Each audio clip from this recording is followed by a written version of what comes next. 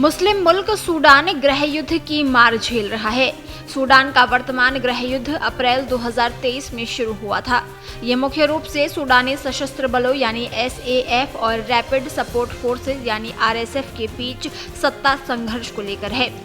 Media reports के मुताबिक RSF के नेता मोहम्मद हामिदीन दागलो उर्फ हेमेदती और SAF के general Abdel Fattah al Burhan के बीच सिविलियन सरकार में सत्ता साझेदारी को लेकर विवाद है। दोनों सूडान की सत्ता हथियाने के लिए सशस्त्र बलों के साथ आम लोगों का खून बहा रहे हैं। ये गृह युद्ध अब भयावह रूप ले चुका है। अक्टूबर 2025 में दारफुर के अल-फशर शहर पर RSF ने कब्जे के बाद आक्रामक कार्रवाइयां तेज कर दी हैं।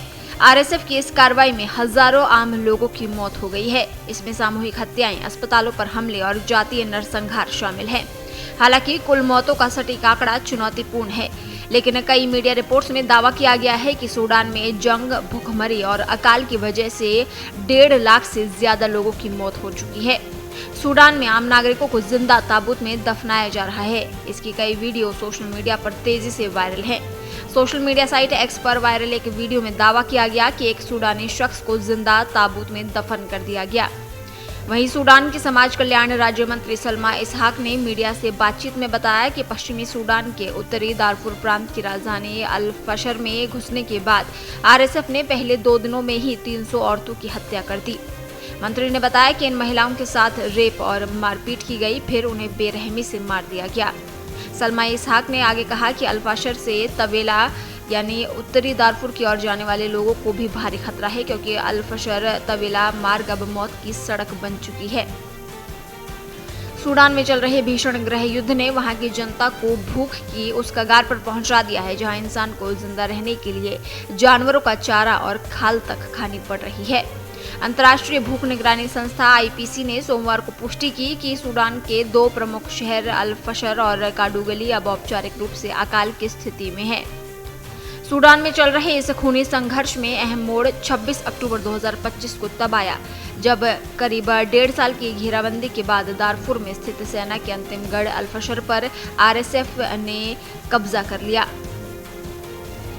एक रिपोर्ट में कहा गया कि देश की सत्ता पाने के लिए सूडान की सेना से लड़ रही RSF ने 26 अक्टूबर तक केवल 3 दिनों में कम से कम 1500 लोगों का कत्लेआम किया। जान बचाने के लिए शहर छोड़कर भाग रहे लोगों पर भी हमला किया गया।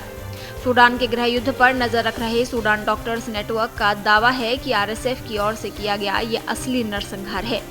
अल-फशर शहर उत्तरी दारफुर की राजधानी है। यहाँ पर 8 लाख से ज्यादा लोग रहते थे। 18 महीनों तक RSF की घेराबंदी के बाद यहाँ दवा, खाना और पानी जैसी मूलभूत चीजों की कमी हुई तो शहर छोड़कर लोग भागने लगे। पिछले महीनों ही RSF ने यहाँ कब्जा किया और अब यहीं पर नरसंहार की बात सामने आई है। UN के रिलीफ कोऑर्डिनेटर टॉम फ्लेचर ने सिक्योरिटी काउंसिल को बताया कि अल-फशर में घर घर जाकर लोगों का कत्ल किया जा रहा है। औरतों और लड़कियों का बलात्कार हो रहा है। यहाँ का आखिरी बड़ा अस्पताल भी RSF ने बर्बाद कर दिया है। अल-फशर शहर पर करीब 18 महीने तक फौज का घेरा रहा। इस दौरान शहर में खाद्य आपूर्ति पूरी तरह बंद कर दी गई थी। लोगों ने पेट भरने के लिए जानवरों का चारा, सूखी घास और यहाँ तक कि जानवरों की खाल तक खाई। स्थानीय लोगों ने बताया कि जब कुछ जगहों पर सामुदायिक रसोई शुरू की गई तो ड्रोन हमलों से उन्हें भी निशाना बना दिया गया। जब शहर से भागकर लोग नजदीकी तवीला पहुंचे तो लगभग सभी बच्चे कुपोषित हालत में मिले। MSF के एक अधिकारी ने बताया कि वयस्क भी इतने दुबले और कमजोर होकर आए कि पहचानना मुश्किल था। उनके शरीर पर भूख और बीमारी के गहरे निशान दिख रहे हैं। अंतर्राष्ट्रीय प्रवासन संगठन यानी IOM के अनुसार 26 अक्टूबर से अब तक 70,000 से ज्यादा लोग अल-फशर से भाग चुके हैं, जबकि करीब 2 लाख लोग अब भी शहर में फंसे हैं।